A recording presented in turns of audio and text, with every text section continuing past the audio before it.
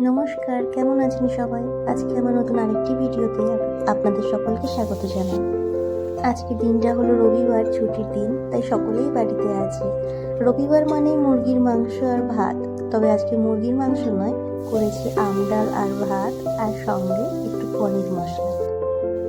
এর জন্য পনিরগুলোকে কেটে লাল লাল করে ভেজে নিয়েছি। এরপর কড়াইতে গরম তেলে গরম মশলা ফোড়ন দিয়ে পেঁয়াজ, লঙ্কা, আদা, রসুনের পেস্ট, তার মধ্যে গুঁড়ো মশলা যেমন জিরে, ধনে, হলুদ আর নুন দিয়ে একটু কষিয়ে নিয়ে তাতে দুটো টমেটো বাটা দিয়ে দিয়েছি। এবার এতে 2 চামচ কাসুরি মেথি দিয়ে আর একটু কষিয়ে নেব। কাসুরি মেথি দিলে রেস্টুরেন্টের মতন বেশ ফ্লেভারটা আসে, তাই পনিরের গ্রেভি বানালেই আমি একটু কাসুরি মেথি দিয়ে দিই। এরপর 7-8টা কাজু একটু জল দিয়ে পেস্ট করে এতে দিয়ে দিলাম। এরপর স্বাদ মতন চিনি দিয়ে নেড়ে চেড়ে এতে জল ঢেলে দিয়েছি। গ্রেভি মতন হবে বলে অল্প একটু জল দিয়েছি, আর জল ফুটে উঠলে দিয়ে দিয়েছি পনিরগুলো। রান্নার শেষে গরম মশলা ছড়িয়ে দিলেই কিন্তু এটা রেডি হয়ে গেল। এই রেসিপিটা কিন্তু ভাতের থেকে রুটির সঙ্গে খেতে বেশি ভালো লাগে, তবে আজকে ভাতের সাথেই খাবো দুপুরে। রান্না করতে করতে ফেসবুকে চোখ গেল, দেখলাম আজকে নাকি মাদার্স ডে। প্রথমে ভাবলাম একটা ছোট করে কেক বানাই, কিন্তু হাতে অতটা সময় ছিল না। ভাবলাম একটুখানি পনির যে পরের দিনের জন্য তুলে রেখেছি ওটা দিয়েই সন্দেশ বানাই।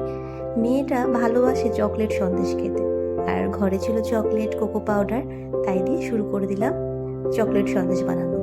সন্দেশ বানানোর কোনো পূর্ব অভিজ্ঞতা নেই, তাই একটু ভুলভ্রান্তি হয়তো হয়েছে, তবে খেতে হয়েছে দারুণ। প্রথমে একটু চিনি গুঁড়ো করে নিয়ে তাতে পনিরগুলো টুকরো টুকরো করে কেটে দিয়ে দিয়েছি। তাতে 1 চামচ কোকো পাউডার দিয়ে মিহি করে পেস্ট করে নিলাম। দুধ থেকে ছানা করে করতে গেলে জলটা একটু বেশি করে ঝরিয়ে নিতে হবে, তাতে সন্দেশ তৈরির টাইমটা একটু কম লাগবে।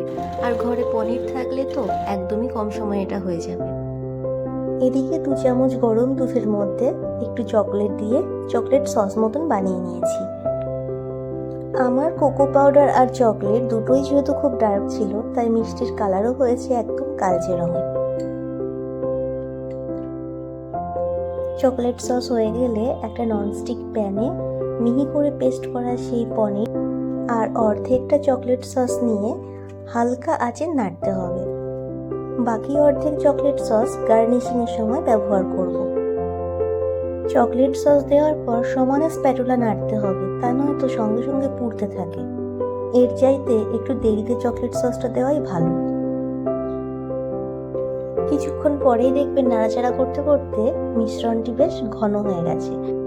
এর মধ্যে আবার সামান্য একটু ঘি অ্যাড করেছি। ঘন হতে দেরি হচ্ছিল বলে এর মধ্যে 2 চামচ গুঁড়ো দুধ দিয়েছি, তবে গুঁড়ো দুধ দেওয়ার জন্য টেস্টটা আরো সুন্দর হয়েছে খেতে। দেখুন, গুঁড়ো দুধ দেওয়ার পর সঙ্গে সঙ্গে কেমন ঘন হয়ে গেছে। দুধটা ভালো করে মিশে গেলেই নামিয়ে নেব। আর এটা ঠান্ডা হলে আরো শক্ত হয়ে যাবে, চকলেট দেওয়া আছে বলে শক্ত হতে বেশি সময় লাগবে না।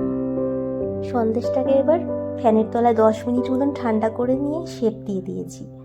যে বাচ্চা সন্দেশ খেতে ভালোবাসে না বা কোনো মিষ্টি খায় না, সেও কিন্তু চকলেট সন্দেশ পেলে খেয়ে নেয়। প্যারার মতন শেপ দিয়ে তার মাঝখানটা একটু গোল করে গর্ত করে দিয়েছি। এর মধ্যে একটু একটু করে চকলেট সস ঢেলে দেবো, আর চারদিকটা একটু ফুলের মতন শেপও করে দিয়েছি দেখতে সুন্দর হওয়ার জন্য। মেয়ের বাবা দুজনেই এই সন্দেশ খেয়ে খুব খুশি, বলেছে একদম দোকানের মতন টেস্ট হয়েছে। দোকান থেকে তো দাম দিয়ে সব জিনিসই আমরা খেতে পারি, তবে বাড়িতে বানিয়ে খেলে কোথাও একটা যত্ন লেগে থাকে, কোথাও একটা ভালোবাসা থাকে, আর নিজের মতন হাইজিনটাও মেনটেন করা যায়। আর আমার মেয়ে কিন্তু বাইরের থেকে ঘরের খাবার খেতেই বেশি ভালোবাসে। ওদিকে ছুটি বলে দুজনে দুপুরবেলা খেয়ে দিয়ে খেলতে বসেছে। সেই ছোটবেলা থেকে ওর বাবা ওর সাথে বাচ্চাদের মতন করেই খেলে। আজ মাতৃদিবসেও বলতে বাধা নেই, বাবা মেয়ের সম্পর্কই পৃথিবীর শ্রেষ্ঠ সম্পর্ক। আপনার আজকে দিন কেমন কাটালেন জানাবেন। সবাই ভালো থাকবেন, সুস্থ থাকবেন। ভিডিওটা ভালো লাগলে লাইক কমেন্ট করে দেবেন।